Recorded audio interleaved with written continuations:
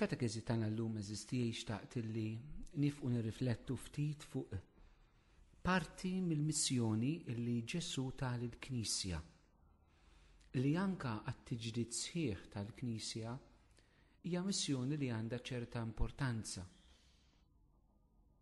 Din il-missjoni li ħan nitkellem fuqha tinsab propju fil-mandat missjonarju biex ngħid hekk li Ġesu jagħti lill-Apostli. Insibuha diversi drabi fil-Vanġelju ħan nifoka biss fuq silta waħda li hija meħuda minn San Luqa kapitlu 9 minn vers 1 sa vers 6.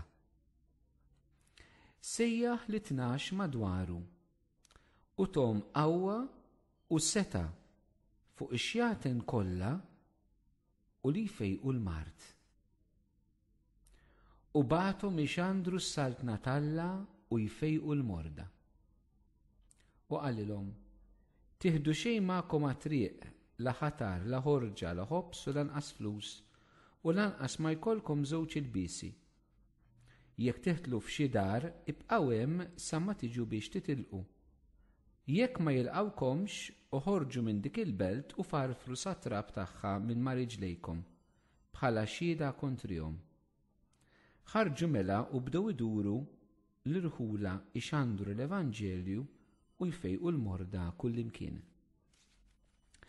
Tal-Vanġelu eżistijej hekk insibu din il-missjoni li Ġesu jagħti li 12 l-Apostli li bil-mod il-mod tiġi estiża mbagħad il-Knisja kollha. Hekk il-missjoni li Ġesu jagħti l-ewwel jagħtiha li 12 f'San Luqa kapitlu 9, imbagħad Luqa kapitlu 10 jagħtiha li 70 il-dixxiplu ieħor.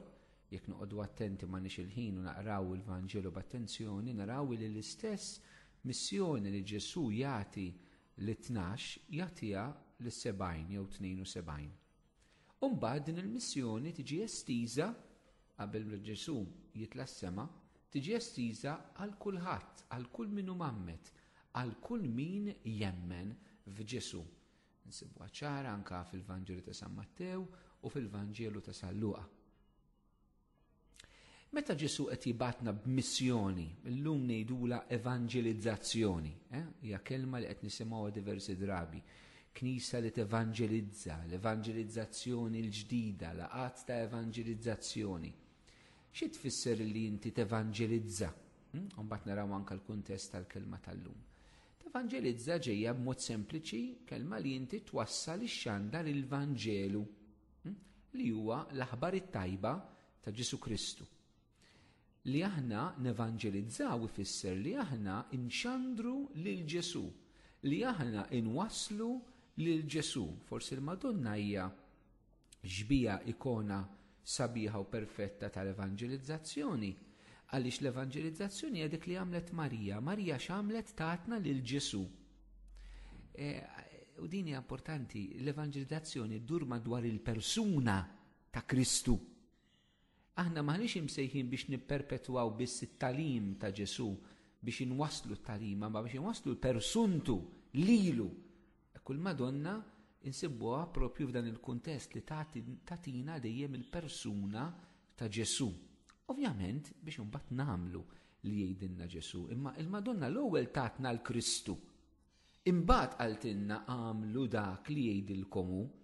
Allura l-Madonna hawnhekk tidher bħala ikona ġbija sabiħa ta' xiġifieri tevanġelizza. L-ewwel nagħtu lil Ġesu lin-nies inlaqgħuhom miegħu, imbagħad ngħidulhom jagħmlu dak li qalilna hu. Aħna noqogħdu attenti xi drabi din qalbuha eżistijej. Xi drabi aħna rridu ngħidu n-nies jagħmlu li qal Ġesu mingħajr ma l-ewwel inlaqgħuhom ma' Ġesu. U meta nagħmlu hekk huwa fjask fil-Knisja. Għalhekk il-Madonna hija triq żgura f'din ir-realtà. L-ewwel tatna lil Ġesu, imbagħad qaltilna għamlu dak li jgħidu. U din tkun l-attitudni anke tagħna bħala Knisja llum. Flok ma nibdew dejjem bit-talim ta' Ġesu, għandna l-ewwel ngħinu n-nies jiltaqgħu ma' Ġesu. Aħna fil-laqgħat ta' talbi jew għandi din qiegħda ħafna fiċ-ċentru li ngħinu n-nies l-ewwel jiltaqgħu ma' Kristu, li jagħmlu esperjenza ħajja tiegħu permezz tal-kelma, permezz tal-Ewkaristija, permezz tal-komunità nisranija u naraw il-Ġesu jaħdem. Iwettaq il-mirakli tiegħu li jiltaqa' man-nies huwa. jagħtihom esperjenza tal-imħabba tiegħu, immiss il-qlub, għax Ġesu ħaj. U allura aħna msejħin bħala Knisja llum li nlaqgħu in-nies ma' dan Ġesu ħaj, irxu xtat, imqajjem il-mewt. Jekk l-eżisti aħna neħtlu f'riskju kbir. Nirriskju l-kerigma, ġifieri it-tħabbira, xandira ta' Ġesu irxu xtat, Ġesu mqajjem il-mewt li tista' tintaqgħu miegħu illum issa u jrid jiltaqa' miegħek illum u issa. Jekk aħna din inwarbuha mill-ġenb, jekk aħna din eżistijaj ma nxandruwiex, ma nqinux in-nies jagħmlu esperjenza tagħha, inut li nippruvaw imbagħad nagħlmuhom dak li qal Ġesu. Jekk m'hemmx il-laqgħa ma' Ġesu ħajrxu xtat, allura Ġesu bħal Budda, bħal Muhammad, bħal Konfuċju, bħal lider, bħal filosofu. Ma Ġesu mhuwiex hekk. Ġesu li bentalla li sar bniedem li metalina u qamm il-mewt u rxoxta. U aħna rridu nxandru kontinwament li Ġesu hu irxoxt. Ġesu huwa il-ħaj. Il-għanja sidi Ġesu huwa ħaj li tant inkantaw b'forza, b'qawwa, meta niċċelebraw l-Ewkaristija f'xi laqgħa ta' talb. Hija proklamazzjoni ta' verità, mhux ta' xi xewqa tagħna, ta' verità. Ġesu huwa ħaj, qam mill-mewt u inti illum, int min int, għaddej minn xiex għaddej f'ħajtek. Tista' tkun qed tismani l-isptar, tista' tkun qed tismani l-ħabs, tista' tkun qed tismani fil-karozza minn is-suq, tista' tkun riqed fuq is-sodda u qed tipprova torqod qed tisma' dal-programm. Tista' tkun qiegħed ġo parroċċja, ġo kunvent bħalissa. Tista' tkun qed tiġġogja u qed tismani bil-headphones. Ġesu huwa ħaj għalik issa. Irxu xtat. U l-Knisja eżisti aħna msejħin li l-ewwel nagħtu lil Ġesu persuntu. Jekk aħna nitilfu dil-passjoni, dil-imħabba għal persuna għażiża ta' Ġesu fil-ħajja tagħna, inut li nippruvaw nagħlmu dak li jgħid Ġesu. Nirwel irdu nagħtu lil Ġesu kif għamlet il-Madonna. Imbagħad nagħlmu u ngħidu n-nies għamlu dak li jgħidulkom hu. Di qed nenfasizza fuq għaliex ħafna drabi aħna din qed nagħmluha bil-maqlub eżisti. Aħna kontinwament irridu ngħidu n-nies biex jgħixu l-Vanġelu jagħmel dak li qalilna Ġesu u li hija tajba. Però l-verità hi kemm mill-insara tagħna min nies li jmorru qudies il-ħadd jistgħu jgħidu jien għamilt esperjenza vera ta' Ġesu fil-ħajja tiegħi. Mhux qed ngħid li ħadd, mhux qed ngħid il-ftit jew il-ħafna. Inti poġġiha bħala mistoqsija għall-kuxjenza tagħna bħala saċerdoti reliġjużi nies li evanġelizzaw. U mistoqsija anke għalikom il-koll.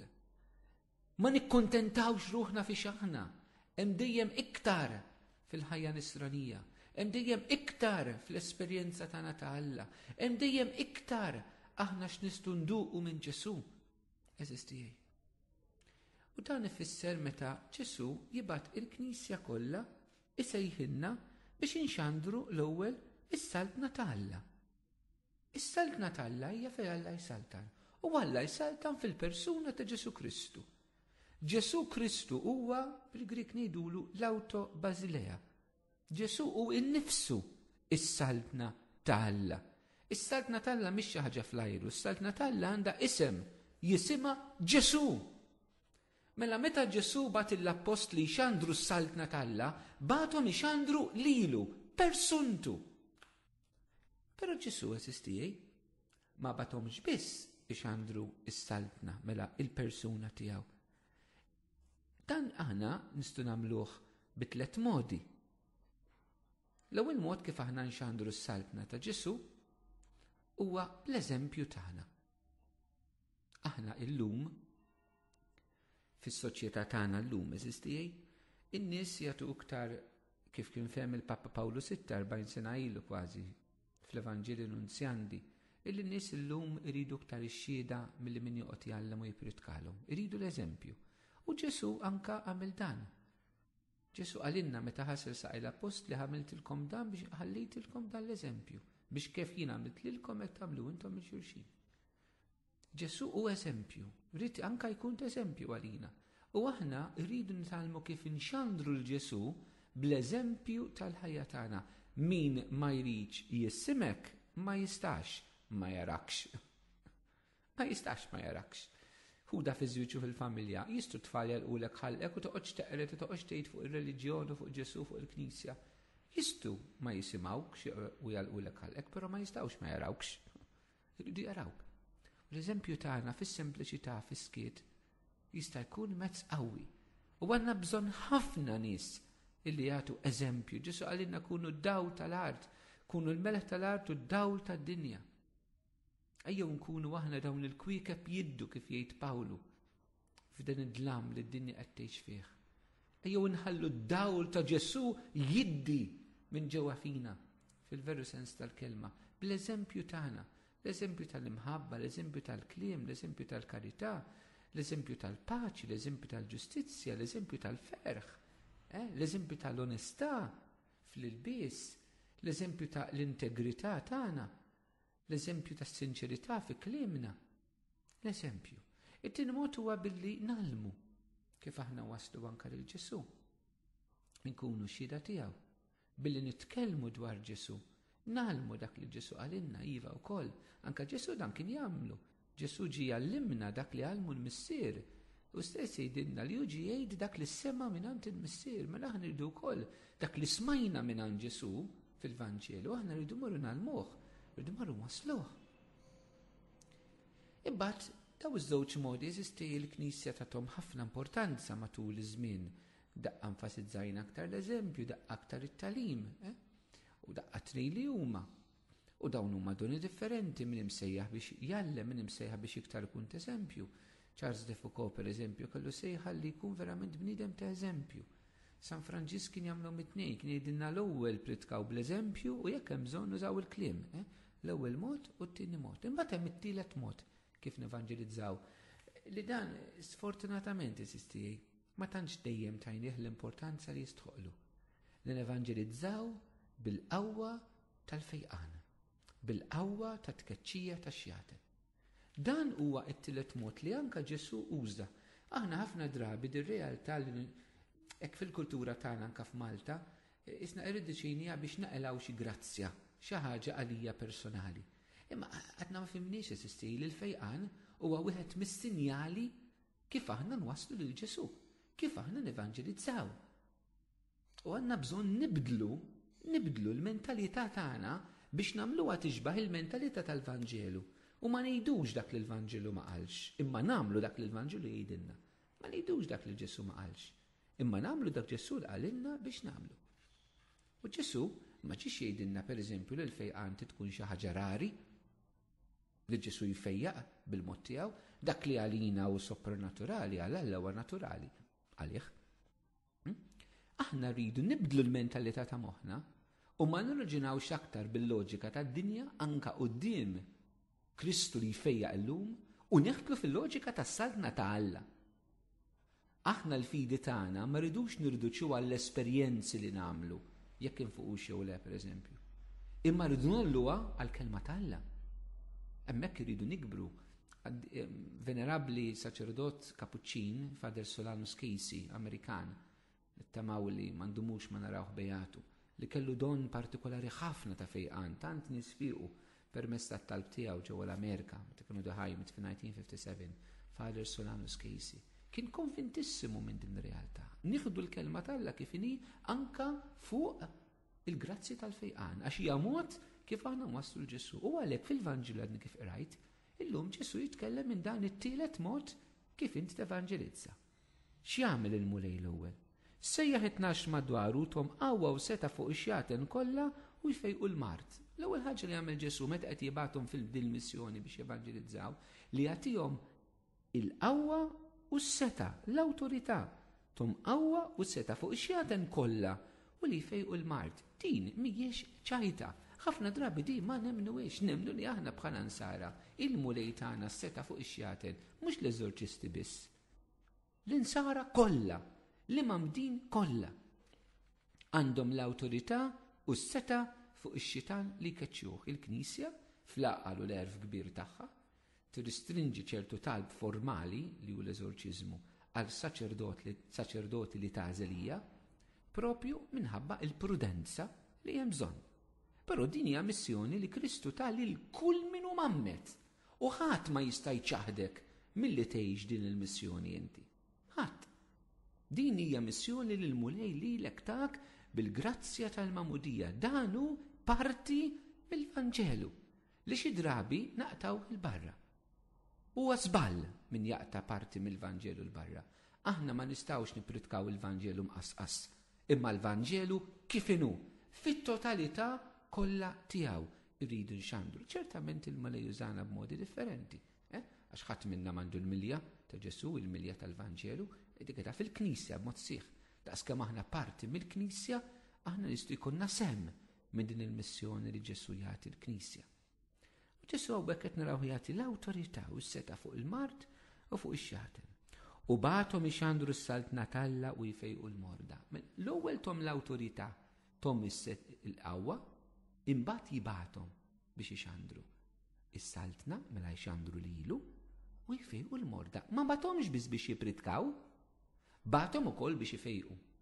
Għaliex ħafna drabi mela aħna eżisti nieħdu bis-serjetà l-ewwel mandat li mmorru nipritkaw, imma naqtaw barra it-tieni parta li Ġesu bagħatna anke biex infejqu l-morda. Eżisti għandna bżonn nirrivedu ftit dak li Ġesu bagħatna biex nagħmlu fil-verità. Li nitolbu mal-morda l-fejqan u mbagħad inħallu f'idejn Alla huwa mod kif aħna nevanġelizzaw. Huwa mod kif aħna nevanġelizzaw, mod kif aħna nwasslu l-Ġesu. Ġesu bagħthom jagħmlu dawn it-tnejn flimkien, mhux waħda jew l-oħra, għaliex nistgħu mmorru minn estrem għal ieħor. Nistgħu nxandru s-saltna inwasslu l-Ġesu u naqtaw il-barra l-fejqan, però nistgħu mmorru l-estrem ieħor ukoll. Ħafna enfasi fuq il-fejqan u naqtaw il-barra ix-xandir tas-saltna, ix-xandir tal-persuna ta' Ġesu. Meta nagħmlu hekk, nagħmlu dawn l-iżballi. Meta nxandru biss is-saltna mingħajr il-fejqan, inxandru saltna mejta bl-qawwa. Bl-qawwa, għax Ġesu ġiuri l-qawwa tiegħu permezz tal-fejqan ukoll. U meta nxandru l-fejqan mingħajr is-saltna, nagħmlu żball ieħor għaliex nagħmlu l-fejqan skop fih innifsu. Meta nafu li l-fejqan sieħ totali tal-ġisem tagħna, is-salvazzjoni f'ġisimna allura, aħna nirċevuha meta Ġesu jerġa' jiġi kull min ifieq, kull min mirakolat. Matul dawn is-snin kollha fejn sena jerġa' jmut. No? Imma huma sinjali ħajjin issa. Li s-saltna kif jgħid Pawlu mhix kwistjoni ta' kliem, imma kwistjoni ta' qawwa. U din il-qawwa li tidher anke b'din il-mod. Il-Knisja fl-2008 il-Kardinal Ratzinger kien ħareġ propju dokument li jitkellem fuq dan li qed ngħid. Sabiex jurina bħala nsara Kattoliċi il-bżonn, il-leġittimità li nitolbu għal-fejqan anke b'mod organizzat fil-knejjes tagħna u li jsir b'ċerta prudenza u għaqal skont anke normi u direttivi tal-Knisja. L-Apostli nsibuhom li dan bduh mill-ewwel. Ħarġu mela u bdew iduru l-irħula ixandru l-Evanġelu u jfejqu l-morda kullimkien. Marru fl-irħula, ixandru l-Evanġelu u jfejqu l-morda. Hekk għamluha l-ewwel missjoni. Marru minn belt għall-oħra, ixandru lil Ġesu u jfejqu l-morda kullimkien jgħidilna. M'hemmx post partikolari, għaliex il-preżenza ta' Ġesu hija kullimkien. Kullimkien aħna nistgħu nitolbu għal xulxin. Kullimkien aħna nistgħu nistennew il-mulej iwettaq l-ġubijiet tiegħu fil-ħajja tagħna. Ejjew eżistijej, ikollna qalb kbira għal Ġesu, għal poplu tiegħu biex nevanġelizzaw, biex inwasslu lil Ġesu bl-eżempju tagħna, bix-xandir tal-kelma tagħna immanka bis-sinjali u bl-ġubijiet. Dan hu il-mod sħiħ kif aħna nevanġelizzaw. Il-bqija nkunu qasqasna parti mill-Vanġelu. F'dan id-dawl eżistijej jiena nixtieqkom anke b'mod partikolari nitlobkom biex titolbu għalija wkoll għaliex is-superjuri tiegħi talbuni sabiex intemm il-ħidma li kont qed nagħmel fil-parroċċja ta' San Ġwan u nibda nkun saċerdot bħala kappillan fl-isptar Mater Dei. Hemmhekk aħna l-Patrijiet Kabuċċini qegħdin 6 patrijiet illi nagħtu s-servizz tagħna qalb il-morda fl-isptar Mater Dei, servizz sabiħ ħafna. Jien se nibda nkun wieħed minnhom fi żmien li ġej. Nitlobkom ħafna sabiex titolbu għalija ħalli naqdi din il-missjoni li mulejqiet jibgħatni nagħmel permezz tal-Knisja anke flimkien maħut il-Kabuċċini li jaħdmu hemmhekk u f'diversi sptarijiet oħrajn hawn Malta. Ħalli anke nkunu preżenza ħajja ta' Ġesu bl-eżempju tagħna, bil-kelma illi aħna nwasslu il-kelma ta' faraġġ u anke bit-talb ta' fejqan illi noffru għall-morda kollha, ma speċjali bis-sagrament tal-morda li huwa sagrament ta' fejqan mhux tal-mejtin, u talb ieħor li aħna msejħin sabiex infarġu bih il-morda u nistennew il-mulej iwettaq il-leġubijiet tiegħu, l-imħabba tiegħu, il-ħnina tiegħu, il-paċi tiegħu u nitolbu fl-imkien eżistijej għal tant u tant morda li għandu bżonn l-imħabba, il-faraġ, is-sapport u l-preżenza tagħna biex infarġuhom bil-faraġ tal-Ispirtu Santu u mhux biss bl-umanità tagħna imma anke bil-grazzja